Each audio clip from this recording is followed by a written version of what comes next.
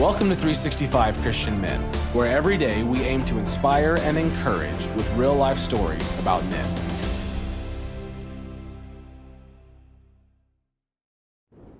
September 12th, Majed El Shafie. Majed El Shafie founded One Free World International, an organization devoted to supporting and speaking for persecuted people around the globe. He works to persuade world leaders to change the way they treat Christians, women, and other minorities. Today's story takes place back when Majed still lived in Egypt.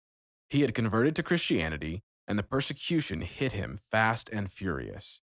Because he was from a prominent legal and political family, Majed tried to work within the Egyptian system to reform the country's human rights policies. But because he was a Christian, he would not turn over the names of the other Christians. As a result, when Majed was 22, he was arrested, tortured, and condemned to death.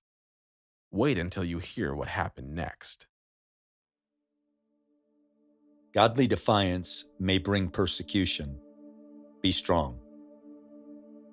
When Egyptian police broke into Majed's home, dragged him to the police station, and demanded the names of his co-workers, Majed refused to tell them. With others, Majed had founded 2 underground churches, a Bible school, a small clinic, and a newspaper. And he had exposed the injustices against religious minorities. He wasn't about to reveal anybody's name. They sent him to Abu Zabel prison, known as Hell on Earth, and it almost killed him. For 7 days, officers systematically scalded and questioned Majed. When he still didn't talk, the officers said they would bring in the dogs, and not just any dogs, German shepherds, trained to maim and mutilate. Majed cried out to God, "Please, let me die before morning." But the next morning, the sickening smell of sweat and blood hung in the air like a slaughterhouse. Trembling, Majed backed himself into a corner, squatted low, and covered his face with his hands.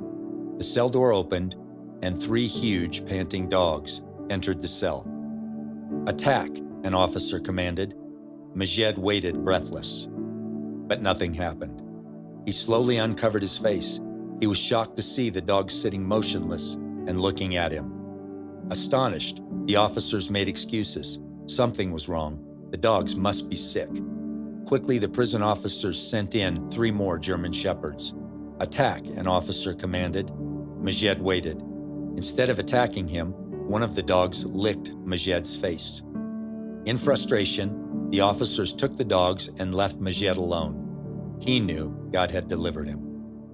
The following day, an officer promised Majed anything he wanted in exchange for cooperation. "Sounds good," Majed said, "but I need to eat first." So they served him Egyptian shish kebab. Afterward, Majed explained he could provide the name of his leader, but the rest of the Christians were too many to recall. "He knows all of our names," he said.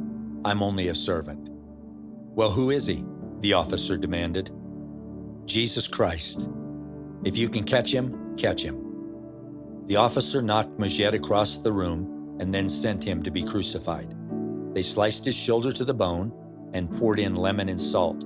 They tied him to a wooden cross, and he hung upside down more than 2 days and blacked out. He later awoke in a hospital. They accused Majed of trying to start a revolution, trying to change the state religion, and worshiping and loving Jesus Christ. He told the judge, "If loving Christ and if worshiping him is a crime, I am guilty as charged, Your Honor." He was placed under house arrest and sentenced to die in 4 days.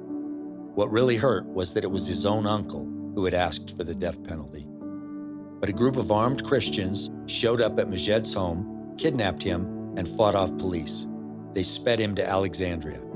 "You must leave the country," they told him. "You can no longer stay in Egypt." Majed hid with a Bedouin family in a port city, and he kept a close watch on the border patrols on the sea. Finally, Majed stole a jet ski and crossed a narrow stretch of the Red Sea. He knew Israeli and Egyptian patrols wouldn't crossfire, so he evaded Egyptian gunfire by maneuvering between them. He surrendered to the Israeli authorities, and they protected him until he obtained political asylum in Canada. Daniel chapter 6. 16 through 21. So the king gave the order, and they brought Daniel and threw him into the lion's den. At the first light of dawn, the king got up and hurried to the lion's den. When he came near to the den, he called to Daniel in an anguished voice, "Daniel, servant of the living God, has your God, whom you serve continually, been able to rescue you from the lions?" Daniel answered, "May the king live forever. My God sent his angel, and he shut the mouths of the lions.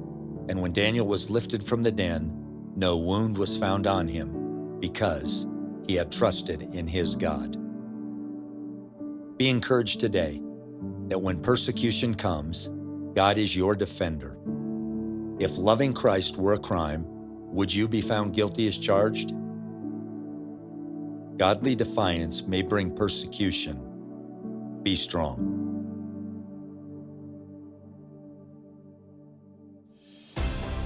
Thank you for listening to today's story. Every day of the year, our hope is to inspire you with real-life stories of faithful men who have gone before us.